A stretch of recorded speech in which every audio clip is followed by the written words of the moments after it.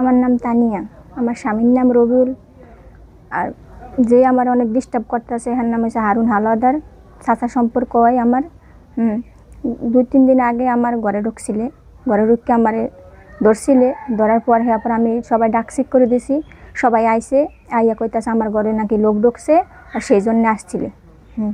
আইসা বা বিভিন্ন প্রস্তাব দেয় আমারে, কিন্তু আমি প্রস্তাবে আর কোনো রাজি হইতেছি না। গত আগে 4-5 দিন আগে কইতেছে আমার একটু সময় দিতে ওর কাছে। আগে আমুলিকের ইয়ে আসছিলে, কিন্তু ডরে ভয়ে আমরা কিছু কেউ কাছে বলতে পারছি না। আমার বিভিন্ন হুমকি দিতে, আমার জামাই তো জালবাই, সেই সময় আইয়া নেশাখোর অবস্থাও আছে ওই। কিন্তু যে সময় আমার জামাই নদীতে থাকে সে সময় আইয়া আমার ঘরে ডিস্টার্ব করে ওই। আইসা আমার এইয়া হুমকি দেয়, এইয়া করে আমার নাকি লাইট দিয়ে পিটাইয়া মারে, মাঝিয়ালা ভেও কইছে টাকা লাগলে যে দূর দেবে হে দূরও দিতে পারে ওই। মাস 2 আগে আমার ওই জানলা ভাঙ্গিয়ে ঘরে ঢুকছিলে, ঢুকে আমার হ্যাঁ ধরছে, অন্যাসায় ধরছে। তারপরে আমি সবাই ডাকসিক করে দিছি, ডাকসিক করে পর সবাই আইসা তারপরে দেখছে ওরে। হ্যাঁ, আইয়া পরে গেছি গাওয়াই। এই হারুন এই 3-4 পিস করে 3-4 বেড়ে 2 বছর ধরে গেওয়ারে এত সুস্থ আর কি, ঘরে রাত্রে হলে ঘুমাইতে পারে না। এই জালনা খোলো, তার দরজা খোলো, ঘরে ঢুকমু, তা না খুললে আর তোর মার গিয়ে হেলাম, তোর মার গিয়ে থিয়ে যাম ঘরে, তুই আর খুলবি নাকি লেগে তোর ঘরে ঢুকমু।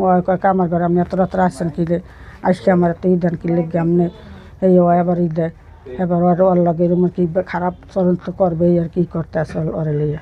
বিগত 2-3 বছর ধরে আমার বড় ডিস্টার্ব করে এসে আমাকে বলে, অনেক কথা বলে, কিন্তু আমি ও আগে যুবলীগের ছিল, কর্মী ছিল, লেগে আমি মুখ খুলি নেই, এতদিন মুখ খুলি নেই। এখন যখন আমি এতদিন কিছু বলি নাই, আমি শনিবার দিনে খেয়ে গেছি, আমি জালবাই রাইতে নদীতে থাকি।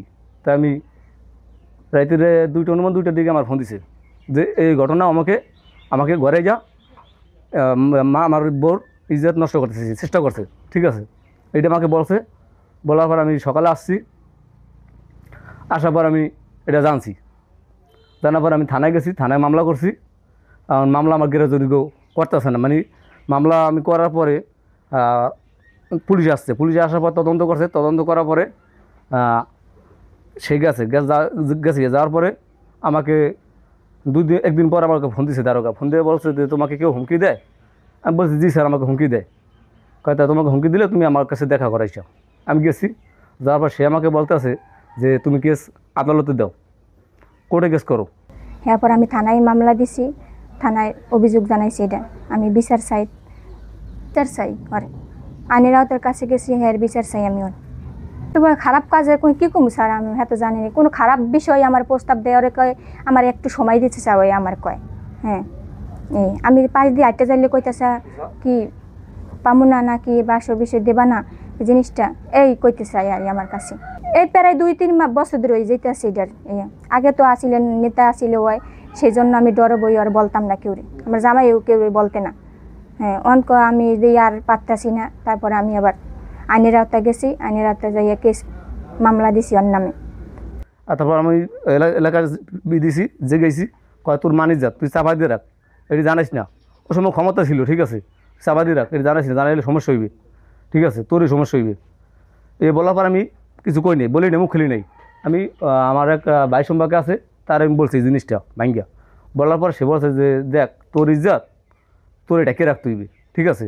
আমি মানিয়ে গেছি, মানার পর হে যে আমার চাচা হারুন তাকে ডাকছে, তার বড় ডাকছে, ডাকিয়া বলে দিছে যে তুমি এই যা হুনি আর যার হুনি না, বাড়ির ধারে কাছে আর যাবা না, পিড়াও কাজ দেবা না। আবার এই ঘটনা মনে করেন এই যে 4-5 দিন আগে ঘটনাটা হয়েছে, ঠিক আছে, আর সবাই জানে। আমরা এত নদীতে থাই, এত বিশ্বাস চাও, এত গরিব মানুষ মনে করেন মাসে করে না, ওর কথা কোনো গ্রাহ্য করে না। রবিল দেয় বিশ্বাসটা এখন বিচার না, এখন গেছে থানায়, থানায় কোনো পায় না, বিচার পায় না, টাকা পয়সা খাই এখন করে ইচ্ছে। হারুন আমার চাচা হয়, হে বাড়ি আমার বাড়ির সামনে ঘর আছে, হে এই ঘরে আয় আরও 2-4 বার আইছে, আরে অর্নিং দেওয়া হয়েছে, হে মানে না, ঠিক আছে। আয় জালনা খুলে দুয়ার ভাঙ্গে এসব করে। এরপর হে কাল এই শনিবার রাইতো আইছে, আইয়া বেমালা আসছে কাজকে ঠেজে করছে লাগে আর মারতে বসাইছি। আইয়া মনে করেন ঘরের সাইড ধরে ঘুরগে টুরগে এইবার কাজ জালনা খোলো তাই দুয়ার খোলো ঘরে ঢুকমো তোমার ঘরে চোরা আছে এইসব কথা কইয়া এইবার চিক্কার মারে এই চিক্কার শুনি আমরা আর কি আইছি। আয়সা কি দেখছেন কি আইয়া দেখি হ্যাঁ রে একলা আর কেউ দেখি না। মামলা করছি, মামলা করার পর আমি মামলা টাকা পয়সা দিয়া করিয়া রাখছে, মামলা আমার কাজ করতে আসে না, কার্যকর করতে আসে না। এই জন্য আমি আপনার কাছে মেয়েটা চাই যে আমার জিনিসটা আমার ভালো করে তত্ত্ব করে যায় না, যে আমি ভালো ফয়সলা পাই, বিচার চাই আপনার কাছে।